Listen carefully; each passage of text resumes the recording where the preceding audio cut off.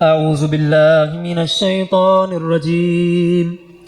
يا أيها الذين آمنوا اتقوا الله حق تقاته ولا تموتن إلا وأنتم مسلمون. بسم الله الرحمن الرحيم.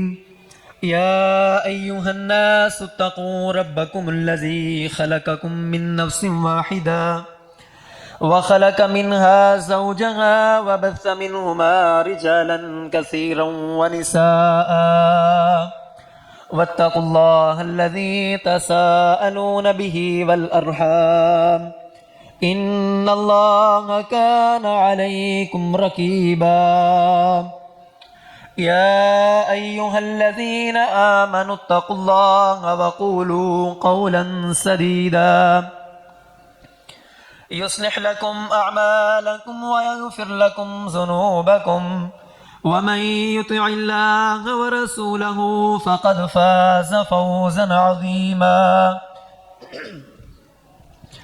أما بعد فإن أحسن الكتاب كتاب الله وخير الهدي هدي محمد صلى الله عليه وسلم وشر الأمور محدثاتها وكل محدثة بدعة وكل بدعة ضلالة وكل ضلالة في النار. اللهم صل على محمد وعلى آل محمد كما صليت على إبراهيم وعلى آل إبراهيم إنك حميد مجيد. اللهم بارك على محمد وعلى آل محمد كما باركت على إبراهيم وعلى آل إبراهيم إنك حميد مجيد. رب اشرح لي صدري ويسر لي أمري واحلل عقدة من لساني يفقهوا قولي. اللهم انفعنا بما علمتنا وعلمنا ما ينفعنا وزدنا علما. أعوذ بالله من الشيطان الرجيم. بسم الله الرحمن الرحيم. شهر رمضان الذي أنزل فيه القرآن. تمام اقسام کی تعریفات اللہ وحدہ لا شریک لہ کے لیے،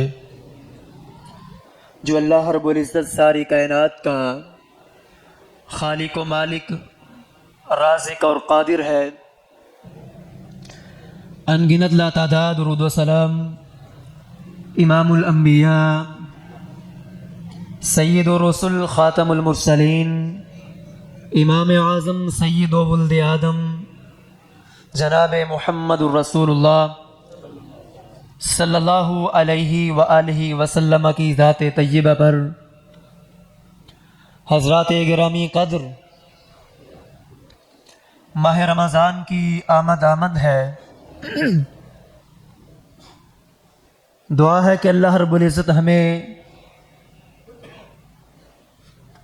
رمضان تک پہنچائے، ہماری سانسوں کو اتنا لمبا کرے کہ ہم اس ماہ صیام کی برکتوں اور اس کی رحمتوں کو سمیٹ سکیں. معزز سامعین گرامی قدر، آپ صاحب عقل صاحب دانش تشریف فرما ہے. آپ میں سے اکثر وہ لوگ ہوں گے کہ جن کا تعلق کاروبار کے ساتھ، تجارت کے ساتھ ہے. آپ سمجھتے ہیں کہ ہر کام کے کچھ ایسے ایام ہوتے ہیں کہ جن کو ہم ان ناموں کے ساتھ یاد کرتے ہیں کہ یہ سیزن کے دن آ رہے ہیں. جس مرضی فیلڈ کے ساتھ اس کا تعلق ہو، ہر کام میں اونچ اور نیچ، کمی پیشی ہوتی رہتی ہے. کبھی کام اوپر چلا جاتا ہے اور کبھی کام نیچے آ پڑتا ہے. لیکن اس کے ساتھ ساتھ کچھ ایسے ماہ اور ایسے ایام بھی انسان کے کاروبار کے دورانیے میں آتے ہیں، ہم سمجھتے ہیں کہ یہ سیزن آنے والا ہے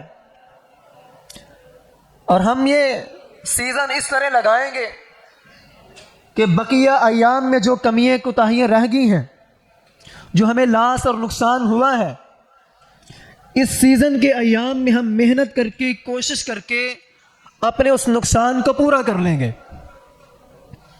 حتیٰ کہ انسان اس سیزن کی آمد سے قبل ہی ایک پلاننگ کرتا ہے کہ گزشتہ سیزن میں میرے سے یہ کمیاں کوتاہیاں ہوئیں، میں نے یہ سستی کی، یہ کاہلی، اس کا مظاہرہ کیا، اس سیزن میں میں نے ان ساری کمیوں کوتاہیوں کو، سستیوں اور کاہلیوں کو ترک کر کے، محنت کر کے، جدوجہد اور کوشش کر کے بھرپور سیزن لگانا ہے۔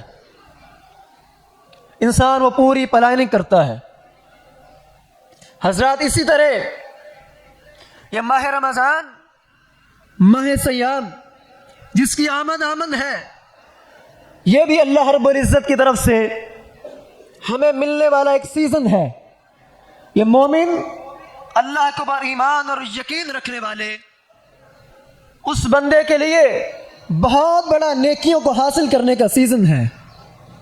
تو ہمیں اس سیزن کی آمد سے قبل ہی پلاننگ کرنا ہے، سوچ و بچار کرنا ہے کہ میری زندگی میں اتنے رمضان آئے، ان رمضان کے مہینوں نے ان کے اندر میں نے یہ کمی کی ہے، مجھ سے یہ سستی ہوئی ہے، میں یہ کرنا چاہتا تھا، یہ کام مجھ سے نہ ہو سکا۔ اس رمضان میں اس طرح کی پلاننگ کرنی ہے کہ جو گزشتہ رمضان کے اندر کمیاں کوتاہیاں رہی تھی، وہ اس رمضان کے اندر نہیں رہنی چاہیے۔ اور دنیا کے اندر، کاروبار کے اندر انسان کی یہ سوچ اور فکر ہوتی ہے، یہ سیزن آنے والا ہے اور یہ سیزن میں نے لگانا ہے، اور سیزن کے بعد اس طرح کا میں نے سیزن لگانا ہے کہ جب سیزن ختم ہو میں نے فلاں گاڑی کو لے لینی ہے، فلاں جو ہے مکان کا حصہ اس کا کام کرنے والا ہے، وہ سیزن کے بعد کرنا ہے۔ اگر وہ اس اپنے ہدف کو پا لیتا ہے تو بندہ سمجھتا ہے میرا سیزن بڑا ہی اچھا رہا ہے۔ حضرات گرامی قدر، اسی طرح ماہ رمضان یہ بھی مومن بندے کے لیے سیزن ہے، اور ہمارا ہدف کیا ہے کہ ہم نے اللہ کی جنت کو حاصل کرنا ہے، رب کی رضا کو حاصل کرنا ہے، رسول اکرم علیہ السلام کے ہاتھوں جام کوثر کو پینا ہے۔ اگر ہم نے رمضان کو ایک منظم طریقے کے ساتھ، پلاننگ کے ساتھ مینج کر کے گزار لیا اور اپنے ہدف کو پا لیا، اللہ نے اعلان کر دیا کہ جا میرے بندے، تو نے روزہ کو رکھا، قیام کیا، تلاوت کی، ذکر و اذکار کیا، آج میں رب العالمین تیرے پچھلے سارے گناہوں کو معاف کر کے تجھے جنت کا داخلہ نصیب کرتا ہوں۔ اللہ کی قسم، اس مومن بندے کے لیے یہ ماہ رمضان کارآمد ثابت ہوا ہے۔ اور جس بندے نے نہ پلاننگ کی، نہ سوچ و بچار کی، جیسے زندگی کے ایام گزر رہے ہیں، جیسے دن چل رہے ہیں، جیسے راتیں گزر رہی ہیں، چل رہی ہیں، کوئی پرواہ نہیں، رمضان آیا تو آئے، رمضان کی راتیں آئی، چلی گئی، تراویح ہوتی ہے، ہوتی رہے، لوگ ذکر و اذکار میں مصروف و مشغول تو رہے، مجھے کیا پرواہ۔ تو ایسے بندے کے لیے نقصان، خسارے اور گھاٹے اور بربادی کے علاوہ اور کچھ نہیں ہے۔ اللہ رب العزت ہمیں اپنی رحمت خاص سے رمضان کے تقاضوں کو صحیح معنوں میں پورا کرنے کی توفیق عطا فرمائے۔ حضرات، اسی کے حوالہ سے میں نے چند ایک گزارشات آپ احباب کے سامنے رکھنی ہے۔ ماہ رمضان، اس کو معمولی نہیں سمجھنا چاہیے، اس کو کوئی عام مہینہ نہیں سمجھنا چاہیے۔ اس کے اندر کرنے والے جو کام ہے، سب سے پہلا کام جو ہے وہ یہ ہے کہ ہم نے ماہ رمضان کے اندر روزہ رکھنا ہے۔ جیسے مرضی حالات ہو، روزہ رکھنا ہے۔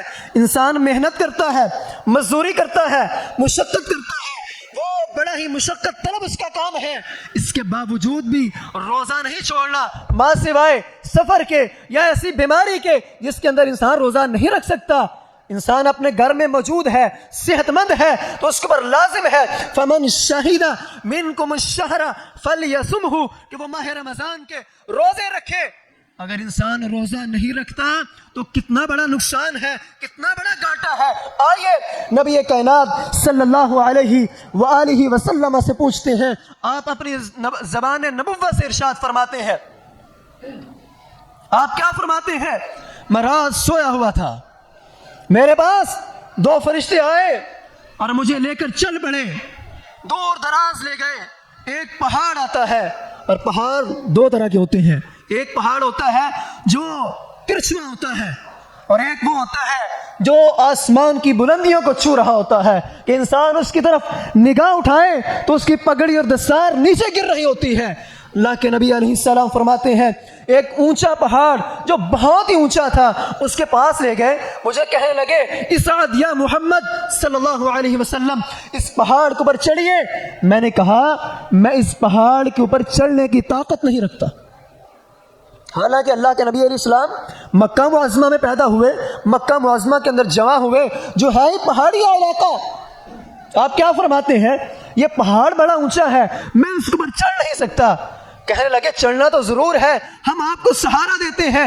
ایک فرشتے نے مجھے یہاں سے پکڑا، دوسرے نے مجھے یہاں سے سہارا دیا۔ میں دونوں فرشتوں کے سہاروں کے ساتھ پہاڑ کے اوپر چڑھتا گیا، اس کی چوٹی کے قریب پہنچا تو مجھے رونے کی، چیخنے کی، چلانے کی، آہوزاریاں کرنے کی زوردار آوازیں آنے لگی۔ میں نے پوچھا فرشتوں سے مجھے کہاں لے آئے ہو؟ یہ کیسی آوازیں ہیں؟ کن کی آوازیں ہیں؟ یہ کون سے لوگ ہیں جو اس پہاڑ کے پیچھے اتنا اونچی آواز سے چیخ اور چلا رہے ہیں؟ مجھے کہتے ہیں آپ آگے بڑھیں، آگے چلتے ہیں۔ اللہ کے نبی علیہ السلام فرماتے ہیں میں پہاڑ کی چوٹی کے اوپر چلا گیا تو میں نے کیا دیکھا؟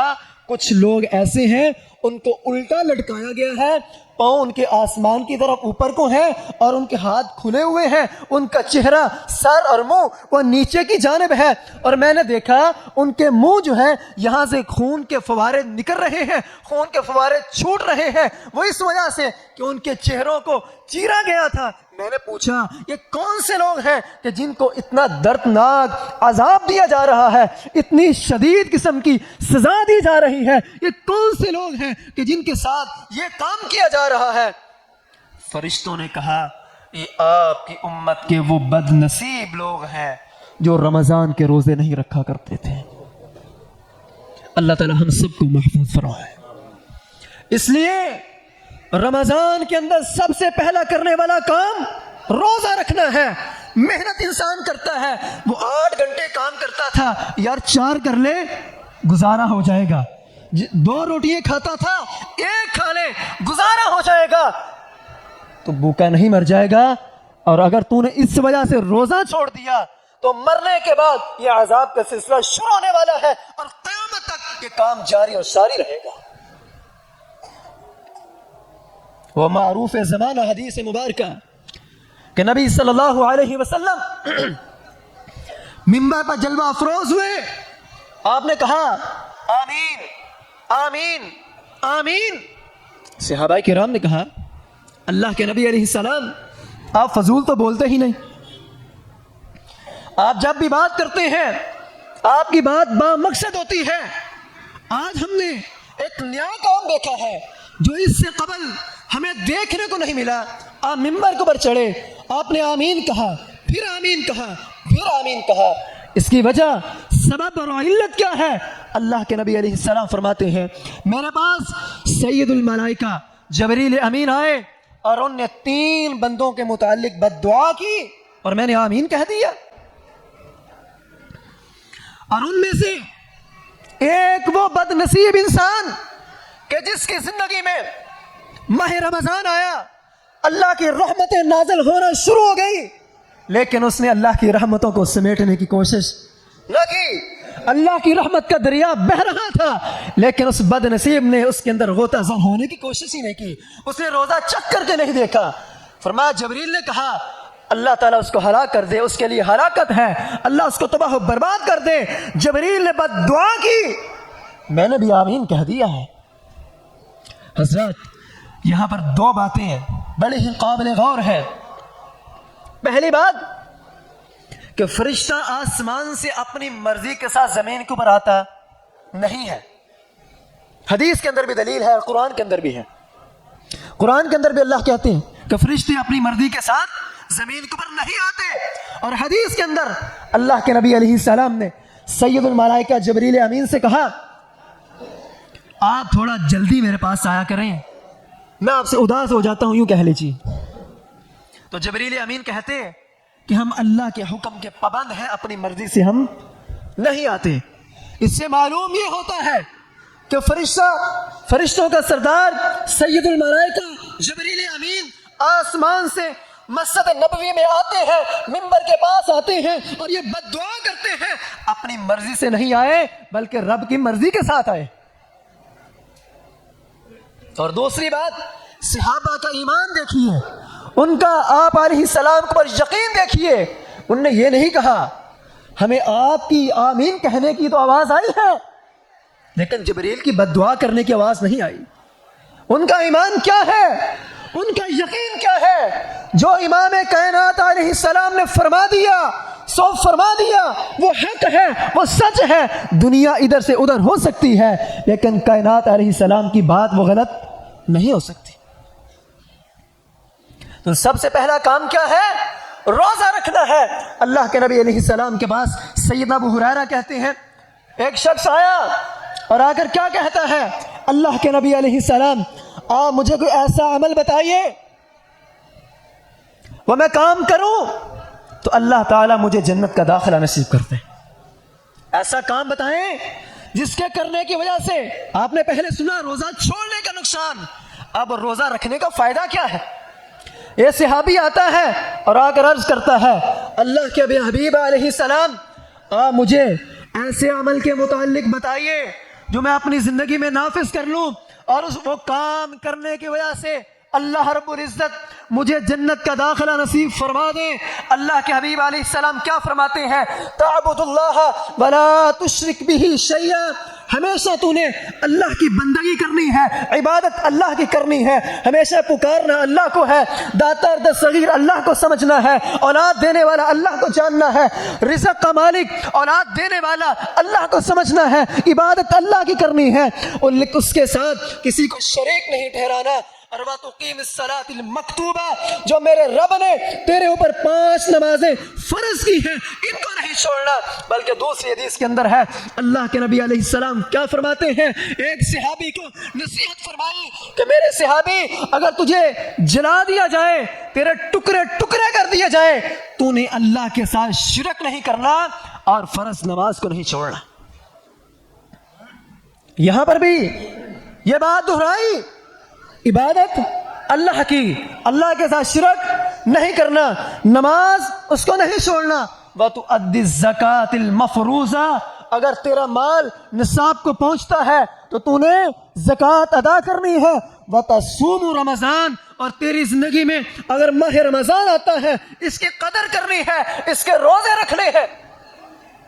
اللہ کے نبی علیہ السلام نے بات کو مکمل کیا، وہ بندہ اٹھ کر جانے لگا تو کیا کہتا ہے، اللہ کی قسم میں اس کے اندر نہ کوئی کمی کروں گا نہ کوئی اضافہ کروں گا۔ جب وہ چلا، اللہ کے نبی علیہ السلام نے اس بندے کے اوپر کیا تبصرہ ارشاد فرمایا؟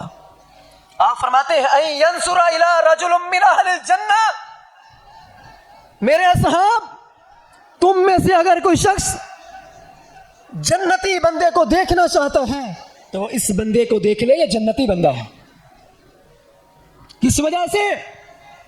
کہ اس نے اس چیز کا اظہار کیا کہ میں زندگی بھر عبادت اللہ کی کروں گا، نماز کا قیام کروں گا، زکوٰۃ دوں گا اور ماہ رمضان کے روزے رکھوں گا۔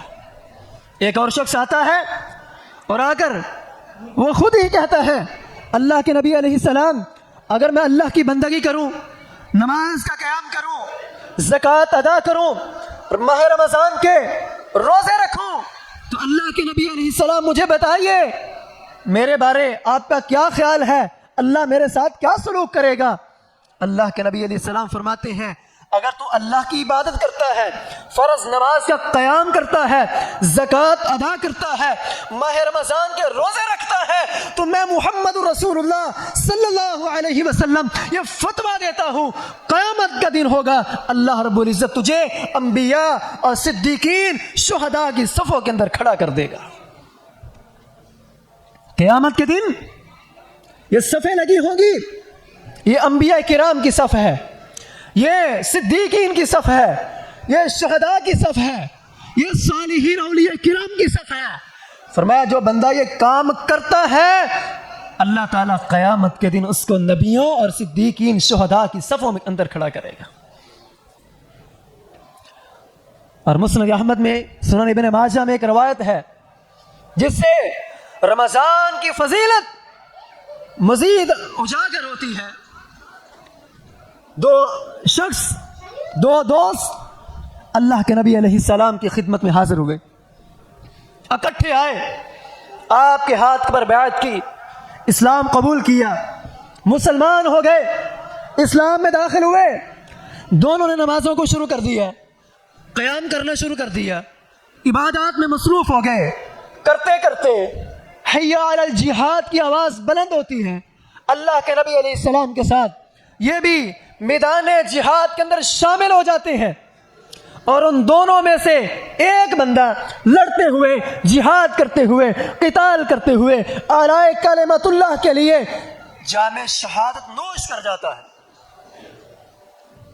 اور دوسرا بندہ اس کے 1 سال بعد طبی موت اپنے گھر میں فوت ہوتا ہے۔ دونوں جہاد میں گئے، ایک شہید ہو گیا، ایک غازی بن کر واپس پلٹا، اس نے 1 سال مزید زندگی گزاری، زندگی کی بہاریں دیکھی، اور اپنے گھر میں طبی موت فوت ہو گیا۔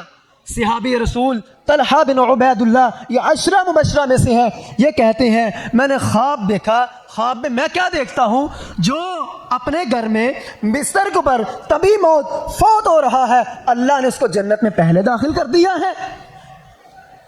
کہتے ہیں میں بڑا پریشان ہوا، بڑا تعجب کیا کہ شہید کے فضائل کتنے، شہید کا مقام کتنا، کہ جب اس کو گولی لگتی ہے اس کا خون کا قطرہ زمین کے اوپر بعد میں گرتا ہے، 1 سیکنڈ لگتا ہے گرنے کے، لیکن اس کا خون کا قطرہ بعد میں گرتا ہے، اللہ رب العزت اس کی زندگی کے سارے گناہوں کو پہلے معاف کر دیتے، اور اس کے خون کا قطرہ زمین کے اوپر بعد میں گرتا ہے، اللہ رب العزت جنت میں اس کا محل اس کو دکھا دیتے ہیں، اور اللہ رب العزت شہید کو یہ اعزاز دیتے ہیں، یہ قیامت کے دن وہ 70 اپنے خاندان کے افراد کی اللہ کیا سفارش کر سکے گا، اتنا مقام۔ کہتے ہیں میں بڑا پریشان ہوا، تو وجہ کیا ہے؟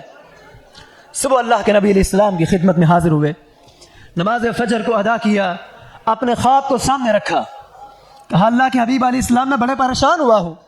آپ نے فرمایا میرے صحابی پریشان ہونے کی ضرورت کیا ہے، وہ دونوں اکٹھے اسلام میں داخل ہوئے، وہ نماز پڑھتا تھا تو وہ بھی نماز پڑھ رہا تھا، وہ روزہ رکھتا تھا وہ بھی روزہ رکھتا تھا، وہ جہاد میں گیا تو وہ بھی جہاد کے گیا، اور وہ شہید ہو گیا، اس کی نمازوں کا سلسلہ ختم ہو گیا، اس کی زکوٰۃ کا سلسلہ، صدقے کا سلسلہ، ذکر و اذکار کا سلسلہ ختم ہو گیا، اور اس نے اس کی شہادت کے بعد 1 سال مزید گزارا ہے، اور اس نے پورے سال کے اندر نمازیں پڑھی ہیں۔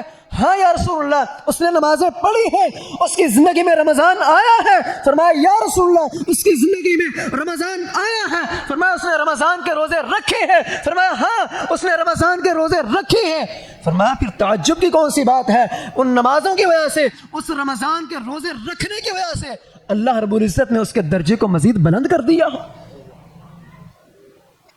اس لیے ماہ رمضان کو معمولی نہیں سمجھنا چاہیے کہ جس طرح بقیہ ایام گزر رہے ہیں یہ بھی ایام اسی طرح گزر جائیں، جس طرح بقیہ دن گزر رہے ہیں یہ بھی گزر جائیں، جس طرح گزشتہ راتیں گزر رہی ہیں، رمضان کی قیمتی تر راتیں وہ بھی اسی طرح گزر جائیں۔ نہ میرے بھائی پلائیں نہ کیجئے کہ میں نے رمضان کے اندر کس طرح اپنے عبادات کو اور اپنے معاملات کو اور قرآن کی تلاوت کو، ذکر و اذکار کو کس طرح اللہ کے ساتھ اپنے تعلق کو مضبوط کرنا ہے۔ تو رمضان کے اندر سب سے پہلا کام کیا ہے؟ روزہ رکھنا ہے، اور دوسرا کام کہ رمضان کے ساتھ سب سے گہرا جو تعلق ہے وہ قرآن کا ہے۔ اللہ تعالیٰ کیا فرماتے ہیں؟ شہر رمضان الذی انزل فیہ القرآن، رمضان کا مہینہ وہ ہے کہ جس کے اندر اللہ رب العزت نے قرآن مجید کو نازل کیا ہے، اور یہ ماہ رمضان وہ بابرکت مہینہ ہے کہ جس کے اندر صرف قرآن ہی نہیں بلکہ پہلی آسمانی کتابیں بھی اسی مہینے میں نازل ہوتی رہی ہیں۔ صحف ابراہیم یکم رمضان کو نازل ہوا، تورات 6 رمضان کو نازل ہوا، انجیل 13 رمضان کو، الزبور 18 رمضان کو، اور قرآن 24 رمضان کو، اور اسی طرح مکمل جو رب نے قرآن کو نازل کیا وہ لیلۃ القدر۔ تو یہ رمضان ایک بابرکت مہینہ ہے۔ آپ غزوہ بدر کو دیکھیں، ماہ رمضان کے اندر ہوتا ہے، رب فتح عطا فرما رہے ہیں، فتح مکہ ہے رمضان کے اندر ہے، احد کی تیاری ہو رہی ہے رمضان کے اندر ہے، اور میرا اور آپ کا یہ وطن معرض وجود میں آیا ہے تو یہ بھی ماہ رمضان کے اندر ہے۔ شہر رمضان الذی انزل فیہ القرآن، اللہ نے اس مہینے کے اندر قرآن کو نازل کیا ہے، اور قرآن اللہ کے نبی صلی اللہ علیہ وسلم کا کتنا گہرا تعلق تھا۔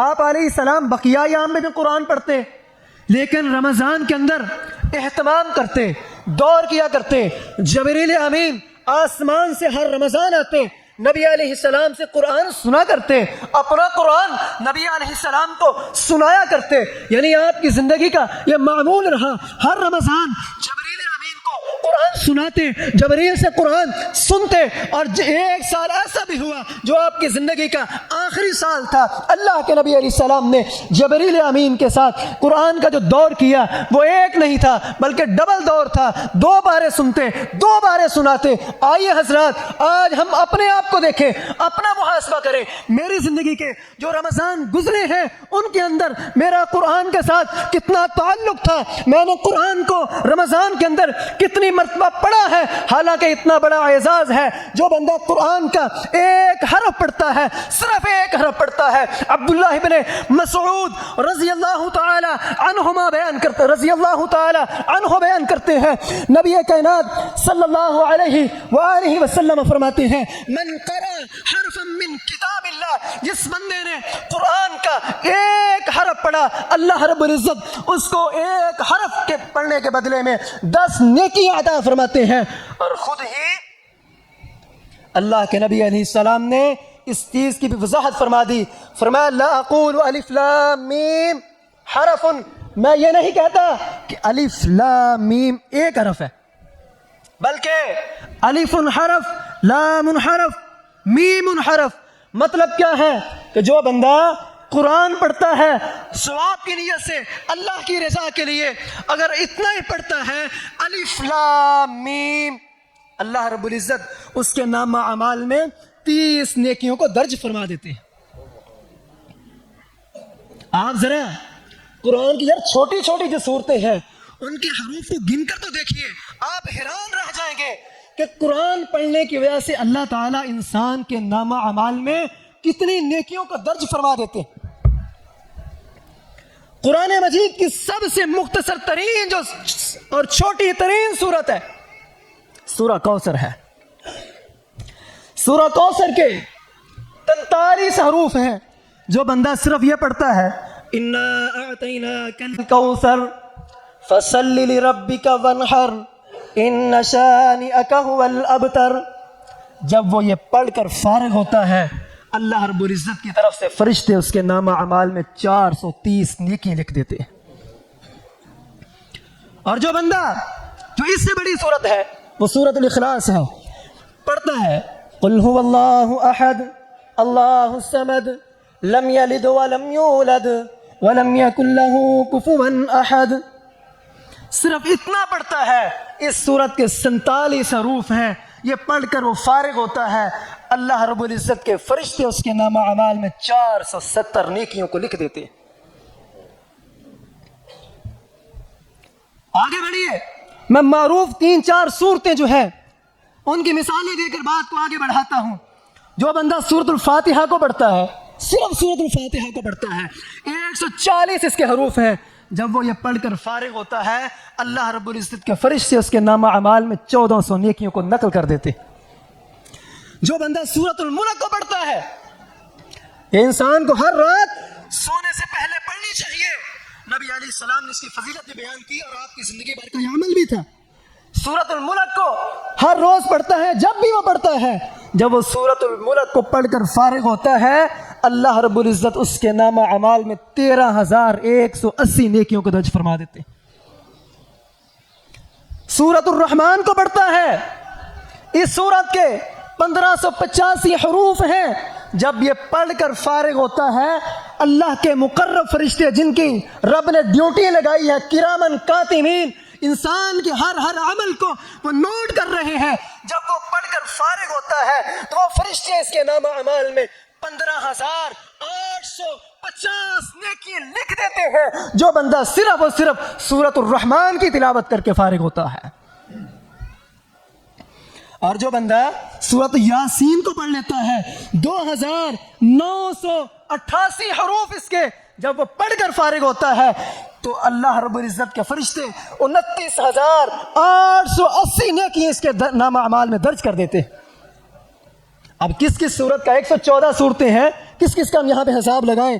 قرآن کے جو مکمل حروف ہیں وہ 3,23,015 ہیں۔ آپ اندازہ کریں جو مکمل قرآن کو پڑھتا ہے، قرآن کی 114 صورتوں کو پڑھ لیتا ہے، قرآن کی 7 منزلوں کو پڑھتا ہے، قرآن کے 30 پاروں کی تلاوت کر لیتا ہے اور قرآن کے 3,23,015 حروف کی تلاوت کرتا ہے اللہ کی رضا کے لیے، نبی علیہ السلام کی زبان نبوت کے مطابق اس کے نامہ اعمال میں 23,03,150 نیکی درج ہو جاتی ہیں۔ اور حضرات آج عزم لے کر جائیں، ارادہ لے کر جائیں کہ میں نے کم از کم ماہ رمضان کے اندر 4 دفعہ قرآن کو ضرور مکمل کرنا ہے۔ اگر آپ ایسا کر لیتے ہیں تو آپ کی جو نیکیاں ہیں، آپ ذرا تصور کیجئے کہ آپ کی نیکیاں کس قدر بڑھ جائیں گی۔ ان کی تعداد 3,23,000 سے اوپر ہو جاتی ہے۔ جو بندہ ماہ رمضان میں بلکہ کسی بھی مہینے کے اندر وہ 4 مرتبہ قرآن کی تلاوت کرتا ہے، اور یہ کوئی مشکل کام نہیں ہے، 4 مرتبہ قرآن کو پڑھنا کوئی مشکل کام نہیں ہے۔ ہم جب امام بخاری رحمہ اللہ الباری کے حالات زندگی کو پڑھتے ہیں کہ وہ اپنی زندگی کے اندر ماہ رمضان کے اندر 41 مرتبہ قرآن کی تلاوت کیا کرتے تھے۔ آپ کہیں گے وہ تو بڑی پرانی بات ہے، ماضی قریب میں لے جاتا ہوں۔ ہمارے شہر کے محدث زمان حضرت حافظ محمد گوندلوی رحمہ اللہ، ان کی زندگی کا آخری رمضان میں بیمار ہو گئے۔ رمضان کے بعد لوگ ان کی تیمارداری کے لیے ان کے پاس پہنچے، پوچھا حافظ صاحب آپ کا رمضان کیسا ہوا ہے؟ کیا فرماتے ہیں؟ اللہ کا بڑا احسان ہے کہ اس دفعہ رمضان کے روزے بھی 30 ہوئے اور میری قرآن کی تلاوت وہ بھی 30 مرتبہ ہو گئی ہے۔ اللہ اکبر۔ تو یار آج ہم کہاں پہ ہیں؟ ہمارا وقت لے گیا ہمارا موبائل، ہمیں برباد کر دیا فیس بک نے، ہمارا وقت اس کا ضیاع ہوتا ہے واٹس ایپ پہ، ہمارا وقت اس کا ضیاع ہوتا ہے موبائل اور گوگل کے اوپر۔ آئیے رمضان کے اندر ان ساری ایپس کو چھوڑیے، قرآن کے ساتھ اپنے تعلق کو جوڑیے۔ آج کیا حالت ہے، ہم رات کو سوتے ہیں اپنے بستر کے اوپر، اس وقت تک ہمیں نیند نہیں آتی جب تک ہم اپنے موبائل کو استعمال نہ کر لیں، اور جب ہم صبح اٹھتے ہیں اور سب سے پہلے ہمارا کام کیا ہوتا ہے؟ موبائل کو پکڑنا ہے۔ حالانکہ نبی کائنات صلی اللہ علیہ وسلم کا عمل کیا تھا؟ آپ کے دن کا اختتام رات کا آغاز کر رہے ہیں، آپ سورۃ الملک کی تلاوت کر رہے ہیں، آخری 3 سورتوں کو پڑھ رہے ہیں۔ آپ رات کو سوتے ہیں قرآن کی تلاوت کر رہے ہیں، صبح بیدار ہوتے ہیں آپ کیا کرتے ہیں؟ سورہ آل عمران کا آخری رکوع وہ آپ بستر پر بیٹھ کر پڑھتے، پھر کسی اور کام کے لیے اٹھا کرتے تھے۔ رات سب سے پہلا کام کیا آپ کا؟ قرآن کی تلاوت۔ صبح سب سے پہلا کام کیا ہے؟ قرآن کی تلاوت۔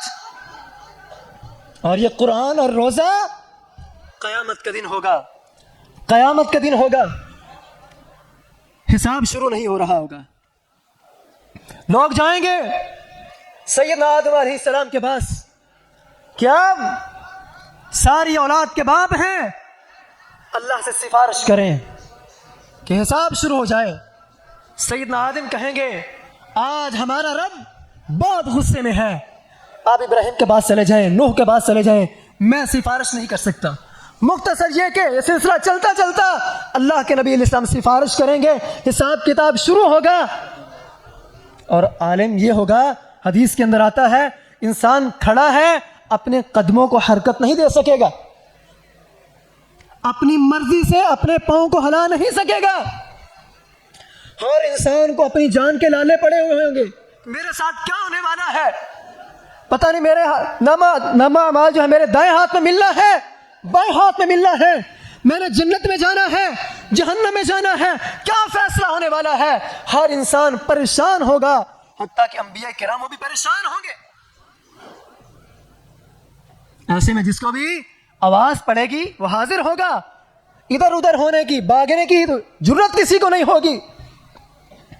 ایسے میں ایک بندہ اس کو پکارا جائے گا، اور وہ بندہ خوش نصیب کہ جس کا دنیا کے اندر قرآن کے ساتھ تعلق، قرآن کو پڑھنے والا، روزہ رکھنے والا، رمضان کا تقاضوں کو پورا کرنے والا، رمضان کا احترام کرنے والا، قرآن کی تلاوت کرنے والا، اس کو پڑھنے والا، اس کو سننے والا، جب اس کو پکارا جائے گا، اس کا نام لیا جائے گا، یہ آ رہا ہے، اس سے پہلے ہی اس کی سفارش کرنے کے لیے دو نوجوان کھڑے ہوں گے، اور سفارش کا انداز کیا ہوگا؟ ایک سفارش یہ ہوتی ہے، انسان نارمل کہتا ہے، ہم جیسے دنیا میں کہتے ہیں چلیں یار کوئی نظر ثانی کریں، اگر ہو سکتا ہے تو اس کا کام کر دیں، اور ایک یہ ہوتا ہے ہم یہ کہتے ہیں بھائی اس کا کام ضرور کرنا ہے، جیسے مرضی ہو، میں آپ کے پاس آ گیا ہوں، آپ نے اس کا کام کرنا ہے، ضرور کرنا ہے، مجھے نہیں پتا کیسے کرنا ہے۔ تو یہ قیامت کے دن ہوگا، یہ روزہ اور یہ قرآن کھڑے ہو جائیں گے، حدیث کے الفاظ ہیں یہ اللہ کے ساتھ جھگڑا کریں گے، جھگڑا کریں گے۔ یقول الصیام لعبد، روزہ کھڑا ہوگا بندے کے حق میں، سفارش کرے گا، یا رب، اے میرے رب، میں سفارش کرتا ہوں اس بندے کے متعلق، میں نے سارا دن اس کو روکے رکھا، اس نے کچھ کھایا بھی نہیں، کچھ پیا بھی نہیں، اس کو بھوک بھی تھی، پیاس بھی تھی، سارا کچھ تھا، اس کے پاس کھانے کے لیے نعمتیں بھی تھی، پھل بھی تھے، لیکن اس نے نہ کچھ کھایا ہے نہ پیا ہے، میرے احترام میں، تیرے حکم میں آج میں سفارش کر رہا ہوں، اللہ اس کو معاف کر دے، اس کو جنت کا داخلہ نصیب کر دے۔ اس کی بات ابھی مکمل نہیں ہوگی، قرآن کھڑا ہو جائے گا، یقول القرآن لعبد یا رب، قرآن کہے گا میرے رب، میں اس بندے کے متعلق سفارش کرتا ہوں، رات کا وقت تھا، لوگ کرکٹ کھیل رہے تھے، رات کا وقت تھا، لوگ موبائل کے اوپر لگے تھے، رات کا وقت تھا، لوگ ڈرامے دیکھ رہے تھے، رات کا وقت تھا، لوگ فیس بک کے اوپر مصروف تھے، رات کا وقت تھا، لوگ بازاروں کی زینت بنے ہوئے تھے، رات کا وقت تھا، لوگ شاپنگ کے اندر لگے ہوئے تھے، اللہ یہ تیرا بندہ، اس نے میرے ساتھ رشتے کو مضبوط کر لیا، رات بھر یہ قرآن کی تلاوت کرتا رہا، قیام اللیل کے اندر، تراویح کے اندر قرآن کو سنتا رہا، پڑھتا رہا، اللہ آج میں اس کے حق میں تو سے سفارش کرتا ہوں، اس کو معاف کر کے جنت میں بھیج دیا جائے۔ اللہ کے نبی علیہ السلام فرماتے ہیں اللہ رب العزت ان دونوں کی سفارش کو قبول فرمائیں گے اور اس بندے کو جنت کا داخلہ مل جائے گا۔ لیکن یہ کس کو ملے گا؟ کہ جس نے قرآن کو کبھی پڑھا ہی نہیں، جس نے قرآن کو کبھی کھولا ہی نہیں۔ پہلے تو ہم رونا روتے تھے کہ لوگوں کو قرآن کا ترجمہ نہیں آتا، اس کی تفسیر نہیں آتی، اور اب اللہ کی قسم افسوس یہ ہے ہماری نوجوانوں کی اکثریت وہ ہے جن کو قرآن اوپر سے دیکھ کر پڑھنا نہیں آتا۔ یہ بات میں جوش خطابت میں یا مبالغے کے طور پہ نہیں کر رہا، حقیقت ہے۔ ایک جھلک دکھاتا ہوں، ہمارا ادارہ گھوڑے شاہ چوک کے قریب ہے، میں باہر نکلا، گلی سے باہر نکلا، ایک بندے نے مجھے روک لیا، قاری صاحب آپ سے بات کرنی ہے. میں نے کہا جلدی ہے ذرا بات. نہیں جی میں ضروری بات کرنی ہے. میں فرمائیں کیا ہے؟ میرا بچہ 9th کی تیاری کر رہا ہے لیکن اس نے ابھی قرآن نہیں پڑھنا, میں قرآن پڑھانا چاہتا ہوں. 9ویں کلاس میں پڑھتا ہے. اب جو بچہ 9ویں کلاس میں پڑھتا ہے اس کی کم از کم عمر 14 یا 15 سال تو ہوگی نا, اس سے کم تو نہیں ہوگی. جو اس نے قرآن نہیں پڑھا ہوا, میں نے کچھ پڑھا ہوا ہے, بس ایک آدھا پارا پڑھا ہوا ہے.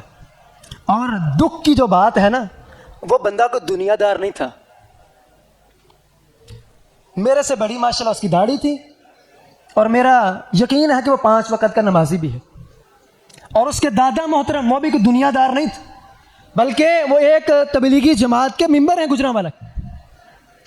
افسوس یہ ہے کہ مذہبی گھرانہ جس کا دادا تبلیغی جماعت کا ممبر ہو, جس کا والد بریش ہو, نمازی ہو, اور اس کے بیٹے کی یہ حالت ہے کہ وہ 14-15 سال کا جوان ہو اور اس نے قرآن کا ناظرہ نہ پڑھا ہو, قرآن کے ظاہری حروف کو نہ جانتا ہو, قرآن کا مطالعہ کرنا نہ جانتا ہو. جو دنیا دار لوگ ہیں جن کا تعلق مسجد کے ساتھ نہیں ہے, ان کے بارے میں کیا ہم رائے رکھیں گے؟ تو یہ سفارش قیامت کے دن کن کو ملنی ہے؟ جن نے اپنا تعلق روزے کے ساتھ اور قرآن کے ساتھ جوڑا ہوا ہے, اور جس نے قرآن کو کھولا ہی نہیں, قرآن کو پڑھا ہی نہیں, پتہ ہی نہیں اس کے اندر کیا ہے, وہ تو ظاہر ہے اس سفارش سے محروم ہو جائے گا. آئیے ایک اور جھلک دکھاتا ہوں کہ صحابہ کرام ان کے گھروں کا ماحول کیسا تھا. ہم تو رمضان میں تراویح نہیں پڑھتے, رمضان میں قیام اللیل نہیں کرتے. صحابہ کرام کا مدینہ کے اندر ان کے گھروں کے حالات کیسے تھے؟ حضرت ابو ہریرہ رضی اللہ تعالی عنہ پلاننگ کی, کیا پلاننگ کی کہ ہمارے گھر میں رات بھر قرآن کی آواز آنی چاہیے, ہمارے گھر میں رات بھر قیام ہونا چاہیے. اب یہ کیسے ممکن ہے کہ پوری رات قرآن کی آواز آتی رہے, قرآن پڑھا جاتا رہے اور قیام اللیل ہوتا رہے؟ پلاننگ کیا کی؟ گھر کے ہم 3 افراد ہیں, ایک حضرت ابو ہریرہ, ایک ان کی اہلیہ, تیسری ان کی والدہ. ذرا سوچئے کیا پلاننگ کی, اور ہماری کیا اس حوالے سے کبھی کوئی سوچ فکر ہوئی ہے؟ کہا کہ عشاء کے بعد ایک فرد مصلی کے اوپر کھڑا ہوگا, وہ قیام کرے گا, قیام کے اندر قرآن کی تلاوت کرے گا, اور 2 افراد سو جائیں گے. رات کا ایک حصہ وہ قیام کرے گا, جب رات کا دوسرا حصہ شروع ہوگا وہ دوسرے کو اٹھا دے گا, بیدار کر دے گا, وہ خود سو جائے گا. اب دوسرا آ جاتا ہے, مصلی پہ کھڑا ہو جاتا ہے, قرآن کی تلاوت کر رہا ہے, اللہ کے ساتھ ہم کلام ہو رہا ہے. رات کا دوسرا حصہ گزرا, اب وہ بھی جاتا ہے, تیسرے کو بیدار کرتا ہے, خود جا کر سو جاتا ہے, اور تیسرا جو ہے وہ رات کے آخری پہر فجر تک قیام کرتا ہے, قرآن کی تلاوت کرتا ہے, ذکر و اذکار کرتا ہے. اس طرح رات گزر رہی ہے حضرت ابو ہریرہ رضی اللہ تعالی عنہ کے گھر کی, کہ گھر کے 3 افراد, اور ہر بندے کو رات کے اندر 2 حصے سونے کو بھی مل گئے, اور رات بھر گھر کے اندر سے قرآن کی آواز بھی آ رہی ہے, قیام اللیل بھی ہو رہا ہے. نبی صلی اللہ علیہ وسلم فرماتے ہیں, یہ اشعار قبیلہ, اس کے میں کتنے قاریوں کو جانتا ہوں, صرف اس لیے کہ فلاں گھر فلاں قاری کا ہے, کہ رات کو جب میں نے دیکھا کہ ان کے قرآن کو پڑھنے کی آوازیں آ رہی تھی. اس لیے ہمیں یہ دوسرا جو کام ہے, قرآن کے ساتھ اپنا تعلق مضبوط کرنا ہے. اور تیسرا کام ماہ رمضان کے اندر تراویح ہے, اس کو انشاءاللہ الرحمن ہم نے پڑھنا ہے, پڑھیں گے نا انشاءاللہ. اور جو بندہ قیام اللیل کرتا ہے, یہ جو میں نے حضرت ابو ہریرہ کا بیان کیا, رمضان کی بات نہیں ہے, یہ رمضان سے ہٹ کر ہے. ہم دیکھیں کیا ہمارے گھروں کا ایسا ماحول رمضان میں بن سکتا ہے کہ نہیں. ہم تو مسجد کے اندر اہتمام ہو, ہم تراویح نہیں پڑھتے. اور سب سے آسان حل پتہ کیا ہے جان چھڑانے کا؟ اگر کوئی بندہ کہہ دے نا بھائی پڑھ لے, میں گھر میں جا کے پڑھتا ہوں, میں پچھلی رات پڑھتا ہوں, وہ تو گھر میں چلا گیا, اللہ ماشاءاللہ کون پڑھتا ہے؟ 100 میں سے 1 کہا جائے تو شاید یہ بھی مبالغہ ہوگا جو گھر میں جا کے پڑھتا ہے. مسجد میں پڑھیں, پڑھنا جائز ہے، گھر میں اچھا ہے، میں اس کی مخالفت نہیں کرتا، لیکن اپنے معاشرے کی بات کر رہا ہوں کہ جان چھڑانے کا یہ بہترین آپشن ہے۔ میں گھر میں پڑھتا ہوں، میں پچھلی رات پڑھتا ہوں، بھائی تو 6 رکھتے یہاں پڑھنا مسجد میں، 2 چھوڑ دے، پچھلی رات جا کے وتر ملا کے 7 رکھتے لمبا قیام کر کے پڑھ، تمہیں کون روکتا ہے، کون منع کرتا ہے؟ اللہ کے نبی صلی اللہ علیہ وسلم فرماتے ہیں من قام رمضان ایمانا واحتسابا غفر له ما تقدم من ذنبه، جس بندے نے ایمان کی حالت میں اللہ کو خوش کرنے کے لیے رمضان کے اندر قیام کیا، تراویح پڑھی، اللہ رب العزت اس کی زندگی کے سارے صغیرہ گناہوں کو معافی مانگنے کے بغیر ہی معاف فرما دیتے۔ اللہ تعالیٰ سے دعا ہے رب العزت ہم سب کو اعمال صالح کرنے کی توفیق عطا فرمائے۔ وآخر دعوایا الحمد للہ رب العالمین۔